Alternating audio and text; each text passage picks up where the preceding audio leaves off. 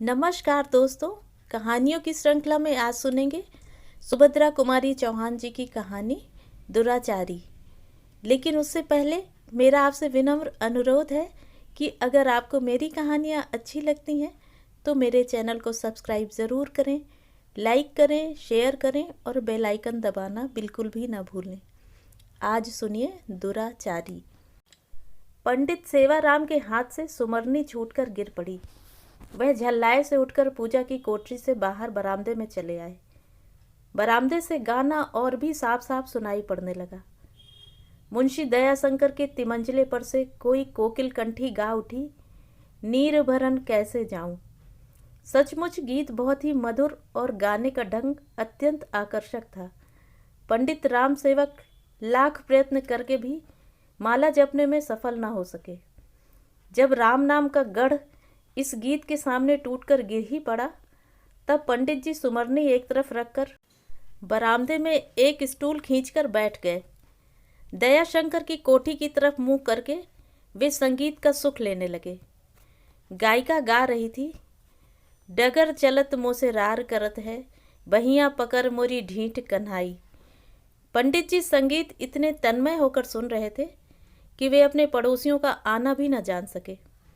उनकी तंद्रा तब टूटी जब उनके पड़ोसी किशन ने उनके कंधे पर हाथ धरते हुए पूछा, पूजा हो गई पंडित जी?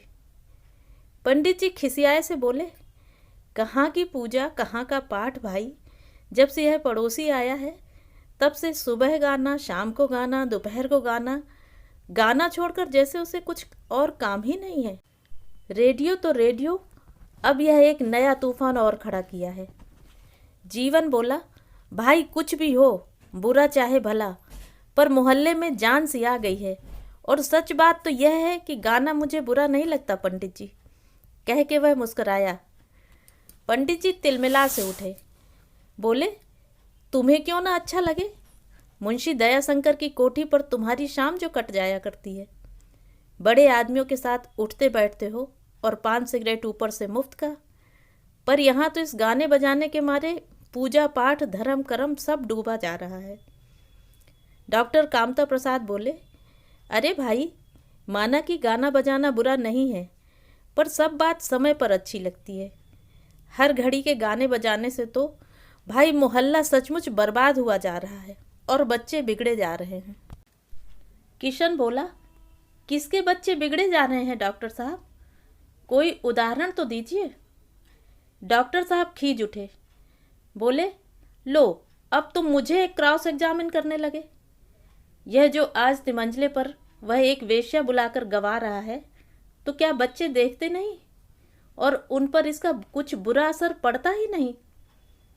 पंडित जी जोर से बोले, पड़ता क्यों नहीं, जरूर बुरा असर पड़ता है। सच कहता हूँ, मेरा बस चले तो ऐसे दुराचारी को गोली से उड़ा दूं। डॉक्टर साहब बोले, मेरे भी मन में यही आता है, पर क्या करूं। अरे भाई, रुपया पैसा है तो जमीन जायदाद खरीद लो, मंदिर बनवा दो, धर्मशाला बनवा दो, कुछ धर्म के नाम पर खर्च करो। यह क्या कि सारा पैसा बस नाच गाने में फूंक दिया जाए। फिर स्वर को धीमा करके बोले, और भाई, शाम को 8 बजे के बाद तो वह सदा शराब के नशे में रहता है। ऐसा दुराचारी तो कहीं देखा नहीं। उसकी तो छाया भी छूना पाप है। धर्म कर्म से दूर सदा पाप में डूबा रहता है। पंडित जी ने जीवन की ओर देखा, फिर बोले, ना भाई, ऐसी बात जीवन भैया के सामने ना कहो। जीवन भैया की शाम तो प्रायः वहीं कटती है, और कौन जाने घूंट 2 घूंट चढ़ा भी जाते हो तो कुछ आश्चर्य नहीं। संगति का असर तो पड़ता ही है। बात अधूरी ही रह गई। इस समय फटे चीथड़ों में लिपटी हुई एक स्त्री अत्यंत दुर्बल किसी प्रकार से अपने तन को ढके, एक बीमार बच्चे को कंधे से लगाए वहां आ पहुंची। बच्चे को वहीं सुलाकर वह दोनों हाथ जोड़कर धरती पर माथा टेक कर बोली, पंडित जी गोर लई परी, ताला खोलवाए देई, बेटौना दिक्कियान है। हिया परदेश में हम कहाँ जाई। काल परों तक कोठरिया के किरावा जरूर दे देव, आज कतहू नहीं पाएन।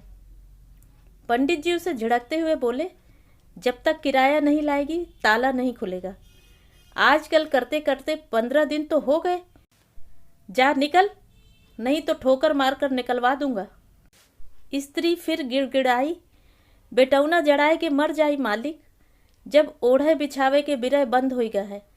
दया करी मालिक, जानो आपे के जियाए जियत लाग हम। पंडित जी ने उसे एक जोर की झिड़की दी। बोले, जा अभी निकल जा, तेरा और तेरे बच्चे का मैंने ठेका नहीं लिया है, मरे चाहे जिए। जब तक किराया नहीं लाती कंपाउंड के भीतर पैर मत रखना। स्त्री रोती हुई अपने बीमार बच्चे को उठाकर बाहर चली गई। न जाने क्या सोचकर जीवन भी उस स्त्री के पीछे पीछे उठकर चला गया। शायद एक गरीबनी के प्रति इतनी कठोरता उससे सही नहीं गई।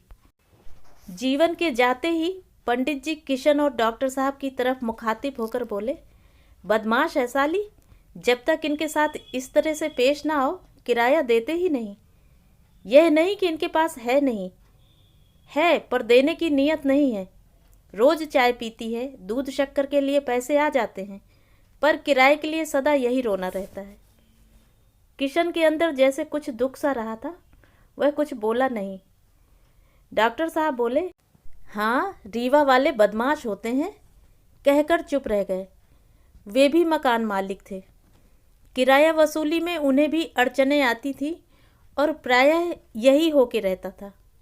जब मजदूर अपना ताला बंद करके मजदूरी करने चले जाते, तब उन गरीब मजदूरों के कमज़ोर तालों पर इन मकान मालिकों के मजबूत ताले पड़ जाते, और जब तक वह मजदूर, फिर वह चाहे स्त्री हो या पुरुष, किराए की रकम लाके न दे दे, मकान मालिक का ताला नहीं खुलता था।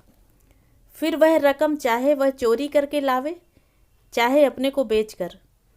यदि किसी प्रकार भी किराए की रकम नहीं जुटा पाता था, तो चाहे बरसात हो चाहे सर्दी, उस गरीब को आसमान की छाया के नीचे ही रहना पड़ता था। किशन और डॉक्टर साहब उठकर जाने को ही थे कि एक और दुबला पतला बूढ़ा व्यक्ति तिलक लगाए लाठी के सहारे आकर खड़ा हो गया। डॉक्टर साहब और किशन के सामने कहने में कुछ संकोच का अनुभव करते हुए भी ना जाने क्या सोचकर बोला, मालिक आज बड़ी आफत में पड़ गया हूँ, 10 रुपयों की बहुत ज़रूरत है। बहू को बाल बच्चा हुआ था, बुखार आ गया था, अब हवा लग गई है तो वह अर्र बर्र बकती है, बहुत गाफिल है। मेम आई थी देखने, 10 रुपए की दवा लिख गई हैं। आज का काम चला दो मालिक, आप ही का भरोसा है। पंडित जी ने बूढ़े की ओर घूर कर देखा। बोले, कोई जेवर लाए हो दीनू पंडित, या वैसे ही रुपया लेने आए हो? अभी तो पहले के ही रुपए पड़े हैं, एक धेला ब्याज तक नहीं मिला है।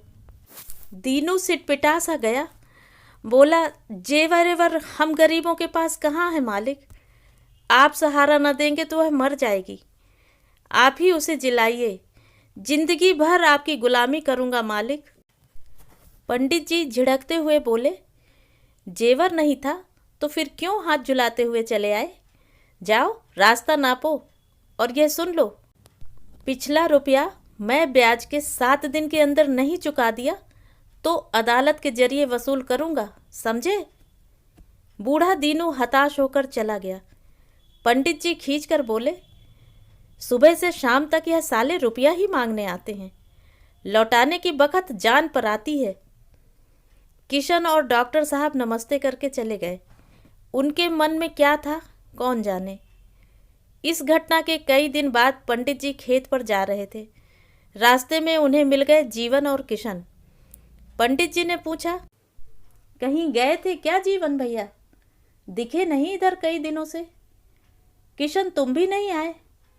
रामायण भागवत रोज शाम को हुआ करती है, तुम लोगों के बिना सूना सूना लगता है भाई, आ जाया करो। धर्म की वार्ता से इतने दूर क्यों रहते हो? असर पड़ने लगा क्या पड़ोसी का? किशन चुप रहा, पर जीवन बोल उठा, पंडित जी, रामायण भागवत और पूजा पाठ से फायदा ही क्या, अगर हम आदमी को आदमी न समझ सकें। मैं तो रामायण भागवत का पाठ नहीं करता, पर आदमी को आदमी समझता हूँ। भगवान मंदिरों में नहीं, हम आप और गरीबों में ही हैं। पर किराए के लिए उस दिन जैसा जो कुछ आपने उस गरीब स्त्री के साथ किया वह उचित नहीं था। पंडित जी हंस पड़े, बोले, जीवन, यही तुम भूल करते हो। अगर मैं कहूँ कि उस घटना के घंटे भर बाद ही उस स्त्री ने किराए के रुपए लेकर दे दिए, तब तो तुम विश्वास करोगे ना कि वह झूठ बोलती थी और उसके साथ वही बर्ताव होना चाहिए था जो मैंने किया था। किशन बोला, वह स्त्री और दीनू पंडित आपके रुपए दे गए, क्यों? पंडित जी सगर्व बोले, दे कैसे ना जाते, मैंने अदालत की जो धमकी दे दी थी, यह सब साले इसी के लायक हैं। जीवन बोला, पर पंडित जी, इन दोनों आफत के मारे गरीबों को उसी दुराचारी दयाशंकर से ही मैंने रुपए दिलवा दिए थे, और तब कहीं वह कष्ट से छुटकारा पा सके। नहीं तो अब तक धन्यों के बच्चे का और दीनू की बहू का न जाने क्या हाल हुआ होता। शायद दीनू तो अदालत के चक्कर काटता होता और धन्यो बच्चे को दफना चुकी होती, परंतु एक दुराचारी ने उन्हें उबार लिया। मेरी राय में तो आप सरीखे सदाचारियों से यह दुराचारी कहीं अच्छा। तो यह थी कहानी। कहानी आपको कैसी लगी कमेंट करके ज़रूर बताएं।